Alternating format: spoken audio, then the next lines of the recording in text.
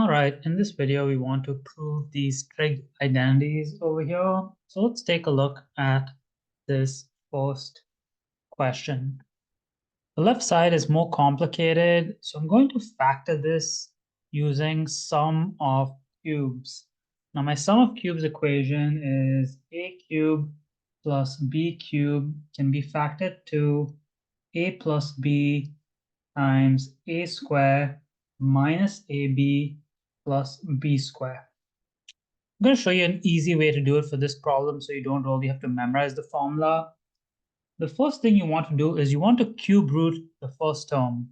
The cube root of cos 6x is just cos square x. I'm going to put the same sign over here, plus, then cube root the last term, which is just sine square x.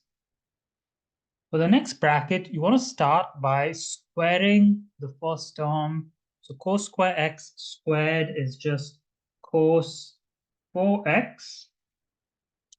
Then you want to do the opposite sign as this bracket. So it's going to be a minus. And then you want to multiply these two terms over here, which is just sine square x times cos square x. Last sign is always a positive. And finally, you want to square the last term, which is just sine 4x. Now I want to simplify this. I know sine square x plus cos square x is just 1. That's a trig identity that you should know really well at this point. I'm going to replace this bracket here with a 1. And then this bracket, I want to simplify it. So if I compare this to the other side of the trig identity, I want to get rid of the coses. And to get rid of the coses, I got to use this same identity over here because this is the only way to convert cos to sine.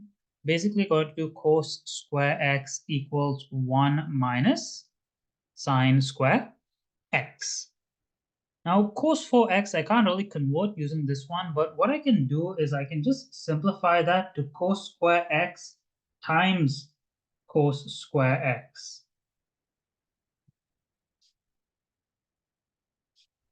And the reason that I have done this is so that I can now convert all these three cos squares into 1 minus sine square x. 1 times a bracket is just the same thing, so the 1 just disappears. This cos square turns into 1 minus sine square x. This cos square will turn into 1 minus sine square x. And this one over here will also turn into 1 minus sine square x. Sine 4x will just remain the same. I don't really want to simplify that one. So I have sine 4x in my other side over here. Now I want to expand out these two brackets. So 1 times 1 is 1. 1 times negative sine square is negative sine square x. Negative sine square times 1 is negative sine square x. And negative sine square times negative sine square is positive sine 4x. I'll expand this bracket as well. So that's just negative sine square x plus sine 4x. And then I have this plus sine 4x at the end. Last step is to combine like terms. So negative sine square minus sine square minus sine square is minus 3 sine square x. And sine 4 plus sine 4 plus sine 4 is just 3 sine 4x. Remember, that's an exponent over there. And now the two sides match, so I've proved the trig identity for this one. Let's take a look at the second question over here.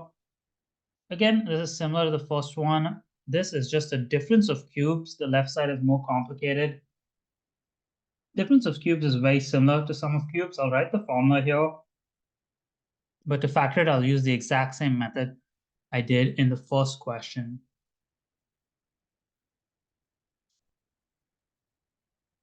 Well, that's the formula right there. But like I said, I don't suggest memorizing the formula. I suggest just doing it the way I showed you. So I'm going to first cube root the first term, which is just sec square x. Then I'm going to put the same sign over here in the middle. I'm going to cube root this term here, which is tan square x. And then I'm going to square the first term, which is sec 4x. Then I'm going to put the opposite sign here, which is a plus. I'm going to multiply these two terms, which is sec square x tan square x. And then I'm going to square the last term. It's always positive, which is tan 4x. Now we have another trig identity that we can use for this one. That trig identity is 1 plus tan square x equals sec square x, which means if I isolate the 1 and I move the tan square to the other side, 1 equals to sec square x minus tan square x. I'm going to use this to simplify this. I know sec square minus tan square is just 1 sec 4x. So now if I look at the other side, I have tan square times sec square. So I don't want to have any terms to the power of 4, but I want to keep the middle term because the middle term sec square, and tan square, sec square are pretty much exactly the same. So I want to break down sec 4 into sec square x times sec square x. I'll leave sec square x, tan square x the same. I'll also break down tan 4x into tan square x times tan square x because there are no exponent 4s in the other side. Now, I want to isolate my tan square x over here. So tan square x, if I move the 1 to the other side, is just sec square x minus 1.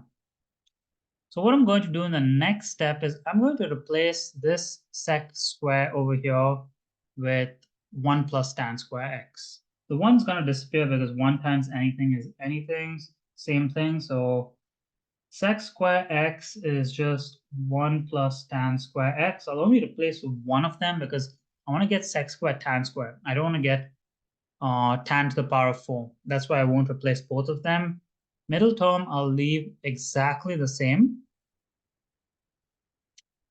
And last term, I'll only convert again one of them here. I'll convert the second tan square into sec square x minus 1. So now I want to expand everything out and see what I get.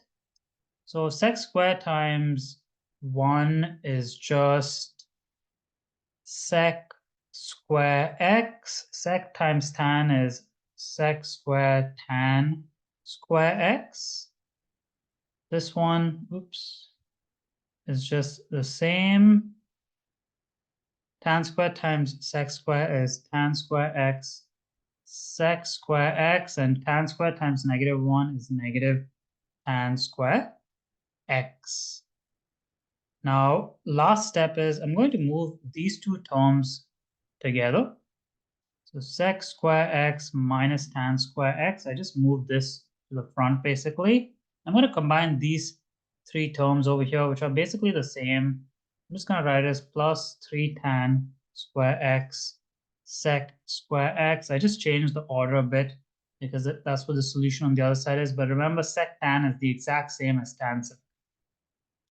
And now I know I can replace sec square minus tan square with just 1 using this Pythagorean identity over there. So I just have 1 plus 3 tan square x sec square x, which matches the other side. Hence, I proved the trig identity. If you made it to the end of this video and you found this content helpful, please hit that like and subscribe button and help me get to 1,000 subscribers. This is video number 527 without making a single dollar, so I would really, really appreciate it if you did that for me. Thank you for watching.